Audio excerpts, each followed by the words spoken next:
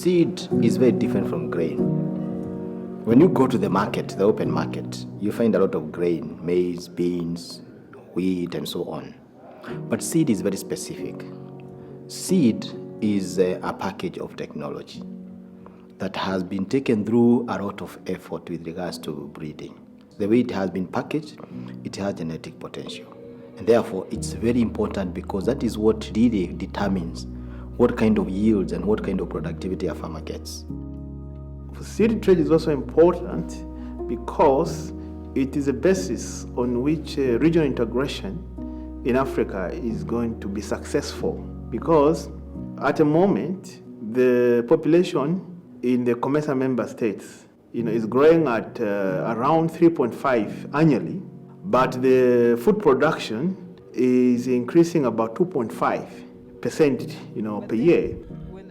The challenge with seed trade in East Africa, the major challenge, is actually that countries are not trusting each other. So it doesn't matter how many policies they'll come and sign. It's very difficult to understand why seed cannot cross boundaries. It's complicated. I think most countries feel that they want to be sure that the seed industry is sustained and they don't destroy what already exists. Seed is very dangerous because seed is a potential carrier of harmful organisms.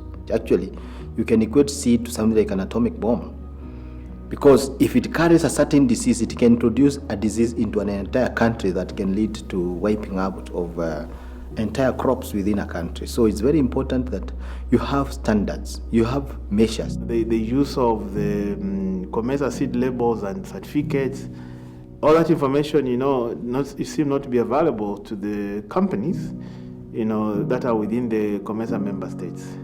So with those issues being ironed out, I think in the next 1 year or so, we're going to see an increase of seed moving across the COMESA member states.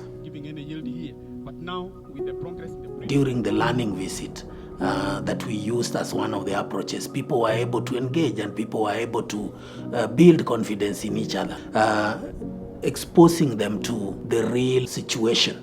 For example, when we visited the labs and they were explaining to the participants how they conduct testing, when we visited the field and they were explaining how they do the seed inspection, we realized that to some people this was a literally new experience. While you would assume that everybody who works in the seed sector knows or have those details. This learning event is very important because one, we didn't know about how seed move from one country to another one. We didn't know that there's need to understand about the certification process of the country. We didn't know about what are the requirements for one to import seed from one country to another. For us in South Sudan, the border issue is not a difficult thing to pass with the seed because we don't have a system. Now, this visit has become very important for us because now we understand for seed to move from country A to country B, it has to undergo steps 1, 2, and 3 because there are these documents that have to be in place. And so we need to go back also to South Sudan and say, for us to get quality seeds from Uganda or from Kenya or from which other country, these are the steps that are to be followed.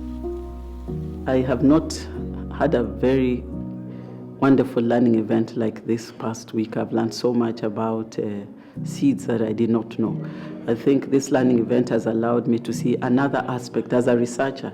Probably my mind is focused on production, but I've been able to understand the mind of seed producers, seed companies, but also traders. I'll be honest with you.